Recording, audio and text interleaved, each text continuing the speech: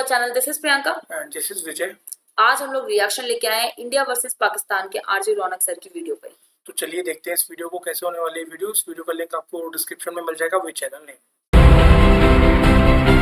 अच्छा, recently Asian championship के एक मैच में भारत ने पाकिस्तान की हॉकी टीम को 4-0 से रौंद डाला।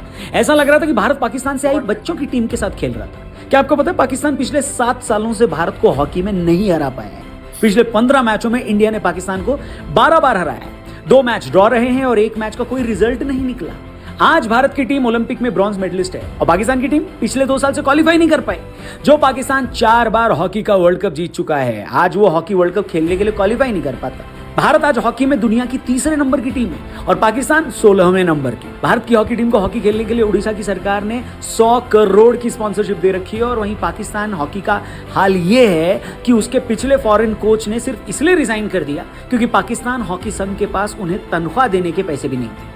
और ये हाल आज सिर्फ हॉकी का नहीं है, दोनों मुल्कों को आजाद हुए 75 साल हो गए हैं। आप अर्थव्यवस्था से लेकर खेलकूद तक, फौजी ताकत से लेकर साइंटिफिक इनोवेशन तक, फिल्मों से लेकर कृषि, किसी भी चीज में दोनों देशों का कंपैरिजन कर लो, पाकिस्तान भारत के आगे कहीं ठहरता ही नहीं है। तो आज के हमारे इस वीडियो में हम इसी फर्क को समझाने की कोशिश करेंगे। हम आपको बताएंगे कि अलग अलग फील्ड में दोनों देश आज कहां टिकते हैं और क्या वजह है कि सिर्फ 30-40 साल पहले तक जो पाकिस्तान हमसे कई सारी चीजों में आगे हुआ करता था, वो आज पूरी तरह एक फेल राष्ट्र बन चुका है। तो आइए शुरू करते हैं। ये वीडियो अगर आपको पसंद आए, सही लगे तो कमेंट सेक्शन में जय हिंद लिखते हुए इसे और भी लोगों तक पहुंचाइएगा, शेयर जरूर करिएगा। शुरू करते हैं। नमस्कार दोस्तों, जय हिंद। मैं हूं रौनक और आप देख रहे हैं फनतंत्र। दोस्तों, 1947 में भारत से अलग होकर पाकिस्तान बना, फिर उसमें से बांग्लादेश भी अलग हुआ।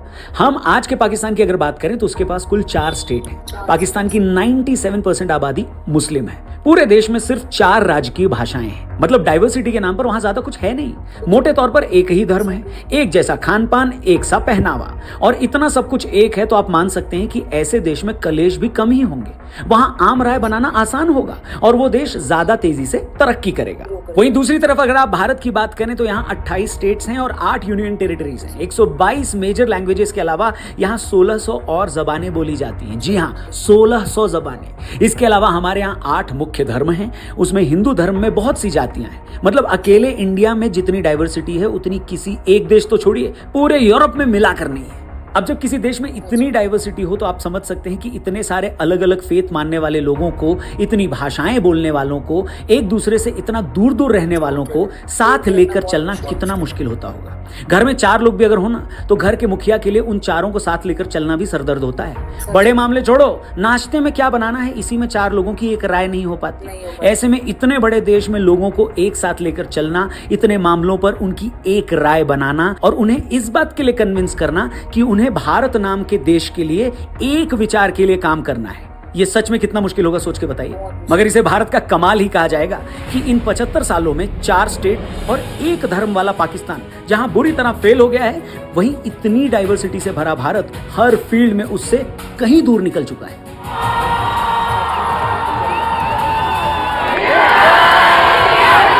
वेल, इस पे आपकी क्या ओपिनियन है हमें कमेंट करके जरूर बताइएगा। लेकिन साथ ही अपनी ओपिनियन से अगर पैसे कमाना चाहते हैं तो बस प्रोबेब। दोस्तों, एक हिंदी गाना है, बाप बड़ा ना भैया, सबसे बड़ा रुपया। ये बात रिश्तों में ही नहीं दुनिया में भी लागू होती है। दुनिया भी उसी की इज्जत करती है जिसके पास रुपया है, जिसकी अर्थव्यवस्था आगे बढ़ रही है, जो दुनिया को कुछ दे सकता हो। आज भारत दुनिया की 5वीं सबसे बड़ी इकोनॉमी है। 2027 तक ये जर्मनी और जापान के बाद दुनिया की 3री सबसे बड़ी इकोनॉमी बन जाएगी। वहीं पाकिस्तान का हाल ये है कि उसे भीख का कटोरा मांगने के लिए भी भीख मांगनी पड़ती है। फिगर्स की बात करें तो भारत दुनिया की सबसे तेजी से बढ़ती अर्थव्यवस्था बन गया। वहीं पाकिस्तान की $300 बिलियन की भी नहीं है। मगर आपको पता है ये स्थिति हमेशा से नहीं थी। इनफैक्ट 1960 से लेकर 1980 तक पाकिस्तान हमसे बेहतर आर्थिक स्थिति में था। ये वो टाइम था जब पाकिस्तान की अर्थव्यवस्था एनुअली 6% के हिसाब से ग्रो कर रही थी और भारत की 4% के आसपास। ये वो वक्त था जब पाकिस्तान को तेल बेचने वाले अरब देशों से खूब पैसा मिला करता था। अमेरिका भी उस पर खूब मेहरबान था और उस वक्त के पूर्वी पाकिस्तान यानी बांग्लादेश से होने वाले कारोबार से भी उसे काफी पैसा मिलता था। और यही वो वक्त था जब हमारी इकोनॉमी खुली ही नहीं थी। कई चीजों के एक्सपोर्ट पर बैन था, सरकार प्रोटेक्शनिज्म की पॉलिसी पर चलती थी। 80 के दशक तक तो पर कैपिटा इनकम में पाकिस्तान भारत से भी आगे था। मगर धीरे धीरे ये हालात बदलते गए। पहले पाकिस्तान से टूटकर बांग्लादेश अलग हो गया। पाकिस्तान में मजहबी कट्टरता बढ़ने लगी। 1990 के दशक में मनमोहन सिंह के बनने के बाद भारत में इकोनॉमिक रिफॉर्म्स होने लगे, भारतीय कंपनियों में कॉन्फिडेंस आया, दुनिया की बड़ी बड़ी कंपनियां भी यहां आई, देश में नौकरियां बढ़ी, भारत की अर्थव्यवस्था 4% से निकलकर 6, 7, 8 और 9% की रफ्तार से आगे बढ़ी। देखते ही देखते भारत दुनिया की सबसे तेजी से बढ़ती अर्थव्यवस्था बन गया। इस बीच पाकिस्तान के अमेरिका से वैसे रिलेशन नहीं रह गए, वहां लगातार पॉलिटिकल इंस्टेबिलिटी बढ़ने लगी। धीरे धीरे उसकी पहचान आतंक फैलाने वाले देश के रूप में हो गई, मुल्क कंगाली के करीब पहुंच गया। उसकी हरकतों की वजह से उसे वर्ल्ड बैंक ने ग्रे लिस्ट में डालकर उधार देना बंद कर दिया। आवाम आटे तक के लिए सड़कों पर आ गई, हर चीज 3 गुना महंगी हो गई। आज हालात ये है कि पाकिस्तान को अपने खर्च पूरे करने के लिए रोजाना 14 अरब रुपए का कर्जा लेना पड़ता है। पाकिस्तान पर $140 बिलियन से ज्यादा का कर्जा हो गया है और देश कभी भी दिवालिया हो सकता है। वहीं भारत की आज की हैसियत यह है कि हम आज G20 देशों की मेजबानी कर रहे हैं। पूरी दुनिया में डूबती अर्थव्यवस्थाओं के बीच भारत बिरला देश है जो अब भी खड़ा हुआ है। 2023-24 के लिए दुनिया में उसकी प्रेडिक्टेड ग्रोथ सबसे ज्यादा है और जो भारत महज कुछ साल पहले प्रति व्यक्ति आय में पाकिस्तान से पीछे था, वही भारत 140 करोड़ की आबादी के बावजूद पाकिस्तान से 1.5 गुना आगे है। मतलब भारत की पाकिस्तान से 7 गुना ज्यादा आबादी है, फिर भी उसका हर आदमी एक औसत पाकिस्तानी से 1.5 गुना ज्यादा कमा रहा है। इसलिए मुझे हैरानी नहीं होती जब कोई सीमा हैदर अपने 4 बच्चों के साथ सचिन के लिए पाकिस्तान से भागकर नोएडा आ जाती है और भारत से भागकर पाकिस्तान गई अंजू का प्रेमी नसरुल्लाह ये कहता है कि वो अंजू के साथ भारत में रहने को तैयार है। प्यार अपनी जगह है, मगर ये भी सच है कि कोई भी भूखा तो नहीं मरना चाहता ना, बताइए। मैं वापस नहीं जा सकती, मैं यहाँ उम्मीद लेके आई हूँ। दोस्तों, जिस दौरान मैं ये वीडियो बना रहा हूं, पाकिस्तान के प्रधानमंत्री शहबाज शरीफ ने अपने पद से इस्तीफा दे दिया। उनकी जगह अनवर उल हक पाकिस्तान के नए केयर टेकर प्रधानमंत्री बने हैं और पाकिस्तान के सबसे पॉपुलर नेता और पूर्व प्रधानमंत्री इमरान खान जेल में है। इस तरह पाकिस्तान में 3 साल में 3 प्रधानमंत्री बदल गए। वहीं इसकी तुलना में भारत में पिछले 25 सालों में ही सिर्फ 3 प्रधानमंत्री हुए हैं। अभी 9 सालों से मोदी जी पीएम हैं। उनसे पहले 10 सालों तक मनमोहन सिंह जी थे और उनसे पहले 5 साल तक वाजपेयी जी। ये कंपैरिजन ही अपने आप में बताने के लिए काफी है कि दोनों देशों में लोकतंत्र किस तरह चलता है। ये कहने में कोई हर्ज नहीं है कि भारत में भी कोई आइडियल डेमोक्रेसी नहीं है। ऐसा भी नहीं है कि हम खुद पर बहुत गर्व करें, लेकिन हाँ, ये भी सच है कि यहाँ चुने जाने के बाद प्रधानमंत्री अपना कार्यकाल पूरा करते हैं। उन्हें इस बात का डर नहीं रहता कि आर्मी उनका तख्ता पलट न कर दे। पद छोड़ने के बाद उन्हें देश नहीं छोड़ना पड़ता। वहीं पाकिस्तान पर नजर डालें तो आजादी के बाद से पाकिस्तान में कभी चुनी हुई सरकारें नहीं रही। आजादी के महज 9 साल बाद ही आर्मी चीफ मोहम्मद अयूब खान उस वक्त के राष्ट्रपति अली मिर्जा की मदद से उस वक्त के प्रधानमंत्री को हटाकर खुद राष्ट्रपति हो गए। इसके बाद अगले 13 सालों तक पाकिस्तान में लोकतंत्र नहीं आ पाया। फिर 77 में जनरल जियाउल हक ने जुल्फिकार अली भुट्टो की लोकतांत्रिक सरकार को बर्खास्त कर दिया। इसके बाद उन्होंने संविधान में काफी बदलाव किए और उन्हीं के रहते पाकिस्तान में मजहबी कट्टरता बढ़ने लगी। इसके बाद फिर 11 साल तक पाकिस्तान में लोकतंत्र नहीं आया और 1999 में करगिल युद्ध की हार के बाद जनरल परवेज मुशर्रफ नवाज शरीफ की सरकार को पद से हटाकर खुद देश के सर्वेसर्वा हो गए और 9 सालों तक इस पद पर वो बने रहे। इस तरह आजादी के 75 सालों में पाकिस्तान में 31 साल तक तो फौजी हुकूमत का राज रहा। उसके बाद जो सरकारें बनी वो भी उस फौजी हुकूमत की कठपुतली ही रही। ये वो फौजी हुक्मरान थे जो किसी भी कीमत पर ताकत अपने हाथ से नहीं जाने देना चाहते, जो हर वक्त पाकिस्तान की आवाम को भारत का खौफ दिखाकर, इस्लाम की दुहाई देकर ताकत अपने हाथ में लेते आए हैं। बहुत सालों बाद जब इमरान खान जैसे किसी बड़े नेता ने इस मिलिट्री एस्टैब्लिशमेंट के खिलाफ आवाज उठाई तो उनका क्या हश्र हुआ, ये सबके सामने है। सच तो यह है कि पाकिस्तान में जो डेमोक्रेसी की स्थिति है, इसी वजह से भारत पाकिस्तान के हालात कभी नॉर्मल हो ही नहीं पाए, क्योंकि भारत की सरकारें अक्सर यही शिकायत करती हैं कि पाकिस्तान में बात किससे करनी है हमें यही नहीं पता।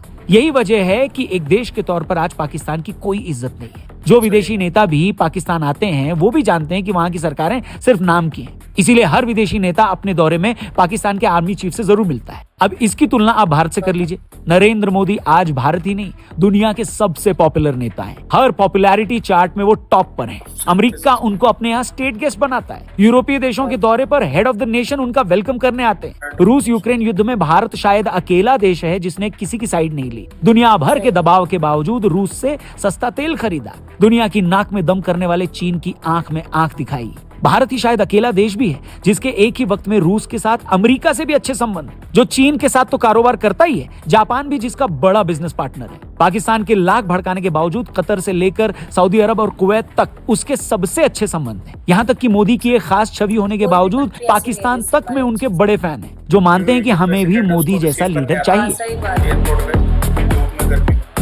इसके अलावा कोई भी फील्ड उठाकर आप देख लो, ऐसा लगता है कि हॉकी की तरह पाकिस्तान ने हर फील्ड में भारत के आगे घुटने टेक दिए हैं। भारत से तमाम नफरत के बावजूद पाकिस्तान के सिनेमा हॉल हमारी फिल्मों के दम पर ही चल रहे हैं। भारतीय फिल्में न चलाएं तो उनके हॉल बंद हो जाते। दोनों देशों में क्रिकेट बड़ा खेल है। एक तरफ भारत ने आईपीएल के तौर पर दुनिया को सबसे बड़ी क्रिकेट लीग दी है, जिसमें सबसे कम पैसे पाने वाला खिलाड़ी भी पीएसएल के सबसे ज्यादा पैसे पाने वाले खिलाड़ी से ज्यादा अमीर है। यहाँ तक कि इस साल शुरू हुए विमेंस आईपीएल में हमारी महिला खिलाड़ियों को भी पीएसएल के टॉप प्लेयर से ज्यादा पैसा मिल रहा है। 90 के दशक में भारतीय खिलाड़ियों पर पाकिस्तान का हवा हुआ करता था। आज हालात ये है कि इक्का दुक्का मैच छोड़कर पाकिस्तानी टीम हमसे जीतती तक नहीं। आज हमारी स्पेस एजेंसी इसरो की तुलना नासा जैसी बड़ी एजेंसी से की जाती है। वो चंद्रयान जैसे बड़े मिशन चलाकर दुनिया को हैरान कर रही है। हम मंगल तक पहुंच चुके हैं। वहीं पाकिस्तान की स्पेस एजेंसी का कोई नाम तक नहीं जानता। मेडिकल सुविधाओं में भी इंडिया के आगे पाकिस्तान की कोई तुलना नहीं है। सच तो ये है कि बहुत बड़े लेवल पर पाकिस्तानी हर साल इलाज करवाने भारत आ रहे हैं। भारत में आज 70,000 से ज्यादा प्राइवेट और सरकारी अस्पताल। पाकिस्तान में कुल मिलाकर सिर्फ 8,000 अस्पताल हैं।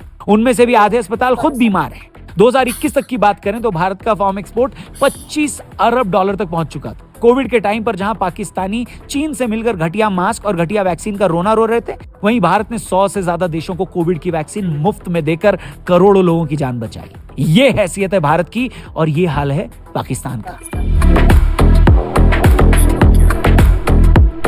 दोस्तों, इस सारी तुलना का, सारे कंपैरिजंस का मतलब ये कतई नहीं है कि हम ये बताएं कि देखिए भारत कितना महान है, हम कितने परफेक्ट हैं और यहाँ कुछ भी गलत नहीं है। ऐसा बिल्कुल नहीं है। सच तो ये है कि इन 75 सालों में हम भी जहां हो सकते थे उसके आसपास भी नहीं पहुंचे। हमारे आसपास आजाद हुए देश कहां से कहां चले गए। दूसरे वर्ल्ड वॉर में बर्बाद हुआ जापान सिर्फ 20 सालों में अपने पैरों पर खड़ा हो गया। कोरिया भी महज 3 दशक में एक विकसित देश बन गया। लेकिन हम वहां नहीं पहुंच पाए जहां हमें होना चाहिए था। मगर धीरे धीरे ही सही हम आगे बढ़ रहे हैं। वैसे भी हम इंडियंस अपने पेस से ही हर काम करते हैं, मगर हम कर तो रहे हैं। लेकिन एक टाइम पर हमारा ही हिस्सा रहा पाकिस्तान तो जैसे बर्बाद ही हो गया। उसके पास हमसे कम चैलेंजेस थे, हमसे कम आबादी थी, हमसे ज्यादा उपजाऊ जमीन थी, मगर वो कुछ नहीं कर पाए। उनकी मजहबी कट्टरता ने, उनके भ्रष्ट फौजी अफसरों ने, उनकी निकम्मी सरकारों ने, हिंदुस्तान के लिए उसकी नफरत ने उसे बर्बाद कर डाला। पाकिस्तान इस बात का बेहतरीन एग्जाम्पल है कि सब कुछ पास होते हुए भी कैसे एक देश सिर्फ अपनी सोच की वजह से बर्बाद हो सकता है। उम्मीद है पाकिस्तान टाइम के साथ अपनी इस बर्बादी से सबक लेगा। कश्मीर की जिद में खुद को और बर्बाद नहीं करेगा, बलूचों के साथ इंसाफ करेगा, पाकिस्तान की माइनॉरिटीज को भी इंसाफ देगा। ये भी समझेगा कि दूसरों के विश्वास अलग हो सकते हैं, उनके ऊपर वाले को मानने के तरीके, पूजने के तरीके अलग हो सकते हैं। पाकिस्तान हिंदुस्तानी सरकारों पर मुस्लिम विरोधी होने का कितना भी प्रोपेगेंडा फैला ले, लेकिन ये भी सच है कि पूरी दुनिया में आतंकी हमलों में मरने वाले सबसे ज्यादा मुसलमान पाकिस्तान में ही मारे जाते हैं और उन्हें मारने वाले भी उन्हीं के मजहब से ताल्लुक रखते हैं। उम्मीद करते हैं कि पाकिस्तान आने वाले सालों में अपनी इन तमाम गलतियों को समझेगा और एक बेहतर मुल्क बनने की तरफ आगे बढ़ेगा। बाकी आज की वीडियो में इतना ही। ये वीडियो अगर आपको सही लगी हो तो प्लीज इसे अपने दोस्तों से और सबसे ज्यादा इन्फॉर्मेटिव वीडियो है ये, और बेसिकली कंपैरिजन था इंडिया और पाकिस्तान के जो करंट सिचुएशन है, जो हालात हैं, जो इकोनॉमी है, इवन जो मतलब आजादी से लेके अभी तक के सारी सिचुएशंस के ऊपर कि कब कब क्या क्या चीजें हुई और किस तरीके से आज जो पाकिस्तान जिस स्टेट पर ग्रोथ है, लेवल उन्होंने one by one step by step दिखाया कि हर सेक्टर में, कि हमारे सेक्टर में कितना कितना आगे हैं, कितना कितना वो आगे हैं, पीछे जो भी सारी चीजें वीडियो में दिखाया। हाँ, जिस तरीके से उन्होंने बोला कि हाँ वो 60 से 80 के दशक में 60 से अच्छा खासा ग्रो कर रहे थे, काफी अच्छे थे। लेकिन उसके बाद हाँ वो मजहबी कट्टरता वगैरह की वजह से, जो टेररिज्म वगैरह इन सब चीजों की वजह से जिस तरीके से उनका डाउनफॉल हुआ है, वो सब चीजें बहुत मतलब ये चीजें इंपॉर्टेंट इसलिए भी हैं कि हाँ सही में लास्ट में जिस तरीके से उन्होंने बोला कि इंडिया भी उस जगह तक नहीं पहुंचा है जहाँ पे होना चाहिए, जैसे अदर कंट्रीज वगैरह, जैसे उन्होंने दिखाया जापान वगैरह, हाँ, मतलब बहुत ज्यादा तेज इसमें गर्व करूँ कि हमारी भी कंट्री को, तो एक कंपैरिजन दिखाया इंडिया और पाकिस्तान में, तो इंडिया पाकिस्तान से आगे नो डाउट, बट इंडिया अपनी सिचुएशन है उससे काफी पीछे है जो होनी चाहिए। सही बात है। आजादी के बाद जहाँ इंडिया होना चाहिए था, जो पेस लेवल अपना होना चाहिए था, स्पीड होनी चाहिए थी ग्रोथ की, वो नहीं है। हाँ, लेकिन चलो एटलीस्ट ग्रो तो कर रहे हैं, यही चीज इंपॉर्टेंट है कि पाकिस्तान तो इस समय पे ग्रो भी नहीं कर रहा है। ये बात तो सही है कि हाँ उन्हें भी अपनी पुरानी गलतियों को समझ के आगे सही सुधार की तरफ बढ़ना चाहिए, क्योंकि आज के समय पे पाकिस्तान के हालात सभी को पता है कि बुरा वही लगता है ना। देखो इसमें देखो बुरा हम सबको लगना चाहिए, और बीइंग ह्यूमन बीइंग आपको समझना चाहिए सामने वाले की फीलिंग, बोली वो पाकिस्तान में है, उस साइड की जनता, उस साइड की आवाम, जो पब्लिक है जो फेस कर रही है, वो नहीं करना चाहिए उनको। मतलब ऐसे ऐसे वीडियोस देखने के लिए मिलते हैं, आप सबको भी मिलती होगी सोशल मीडिया पे कि हम मिर्ची से रोटी लगा के खा के सो जाते हैं। ऐसी ऐसी वीडियोस पाकिस्तान से आ बहुत रही सारी है, वीडियोस पानी इस के तरीके साथ की आजकल रोटी वीडियोस देखने को मिल डुबा के खा ले, मतलब ये सिचुएशन आ रखी है। मतलब हम ये नहीं बोल रहे कि हर किसी के साथ आ रखी है, लेकिन मैक्सिमम वहाँ की जनता सफर कर रही है। पेट्रोल के दाम रातों रात बढ़ जाते हैं वहाँ पे, हाँ, मेन रातों रात चीज बढ़ ये रहे कि हैं, बैक टू महंगाई बैक की बढ़ रहे हैं। वजह से ना, जस्ट बिकॉज ऑफ दैट कि तो हाँ वहाँ पर भी ये सब चीजें नहीं है, हाँ, आटे डेवलपमेंट के लिए नहीं लोग हो रहा वहाँ है। पे बेचारे मतलब स्ट्रगल कर रहे हैं कि आटा मिल जाए, रोटी बन जाए। माँ मतलब किचन में एक टाइम का खाना बना रही है, 2 टाइम भूखे बच्चों को सुला रही है। हाँ, तो बहुत सारी अच्छा चीजें नहीं ऐसी लगता है ऐसी सब देखने सुनने को में ना। सुनने को मिल रही हैं। तो इन सब चीजों को देखकर हमें भी ऐसा लगता है कि हाँ क्यों, मतलब कौन सी इस तरीके के कारण थे जो आज पाकिस्तान इस सिचुएशन में अब पहुंच गई, जैसे इसीलिए वीडियो में हमने ये हमने वीडियो भी देखी। देखा कि मतलब उन्होंने दिखाया हुआ था ना कि मतलब ये रीजंस रहे इनके फेलियर के पीछे। तो वो जो रीजंस हैं मतलब उनको स्टडी कर ले एटलीस्ट कि हमारी कमी कहाँ पे है। मैं बोल मतलब हमारा ये कहना है कि अगर पाकिस्तान आदमी भी ये समझ ले कि हमें कोई ऐसा रिप्रेजेंटेटिव अपना ही खड़ा कर दो जो कम से कम कंट्री को पॉलिटिकल लेवल पे तो वो करे, स्ट्रॉन्ग वो करे, सही मतलब बात कि है। कोई उनको पॉलिटिकली भी वो बाहर से कंट्री से कोई लीडर मिलने भी जाता है तो उनसे नहीं मिलता है, आर्मी के लीडर से मिलता है। तो कितना हाँ बड़ा ये इम्पैक्ट है चीज, उस चीज का। हाँ क्यों, ये इंडिया में तो कोई भी अगर आएंगे तो आर्मी के चीफ से हाँ मिलने के लिए तो कोई नहीं जाएगा। हाँ, वो उसको मतलब ही नहीं, मतलब वो पीएम से मिलेंगे, प्रेसिडेंट से मिलेंगे, लेकिन प्रेसिडेंट से मिलेंगे, पाकिस्तान में ऐसा नहीं है। जो कि एक अनहेल्दी पॉलिटिक्स, एक अनहेल्दी उसको दिखाता है, दर्शाता है कि सही बहुत बात है। अनहेल्दी एनवायरनमेंट बना हुआ है वहाँ का लोगों का। ठीक है, और क्या राजनीति लोगों का की सोच बहुत है। ज्यादा इम्पैक्ट है, क्योंकि पॉलिटिक्स का बहुत ज्यादा इम्पैक्ट होता है एक कंट्री के ग्रोथ के लिए। तो वो बिल्कुल। चीजें उनको भी समझनी चाहिए। हमारा भी ये देखने का यही एक रीजन था कि हम लोग आजकल जो ये वीडियोस देख रहे हैं तो क्यों इस तरीके की चीजें हो रही हैं, हमें भी कारण जानने इस की वीडियो में मतलब। से उन्होंने निचोड़ के बता दिया कि क्या क्या कमियां रही हैं बेसिकली। बाकी India, we are as like being a Indian, we respect Indian, we are proud to be Indian. हमारा इंडिया काफी ग्रोथ कर रहा है, उसके लिए हम बहुत खुश हैं। ज्यादा ग्रोथ कर रहा है, लेकिन हम हम बहुत खुश इंसानियत हैं के इस नाते चीज बोलना चाहते हैं कि हम पाकिस्तान की भी जनता को ये सब चीजें सफर ना करें और उसके लिए जल्दी से जल्दी कुछ करें वहाँ की गवर्नमेंट या वहाँ वी के ऑल्सो विश आर्मी कि लीडर को, पाकिस्तान भी इन सब चीजों को समझेगा, अपनी और कमियों आगे को बढ़ेगा, समझेंगे और अपने ऊपर ओवरकम करेंगे इन सारी कमियों को और जल्दी ही आगे बढ़ते हुए आगे नजर। Thank you so much for watching our video, do like and subscribe our channel, मिलते हैं न्यू वीडियो के साथ।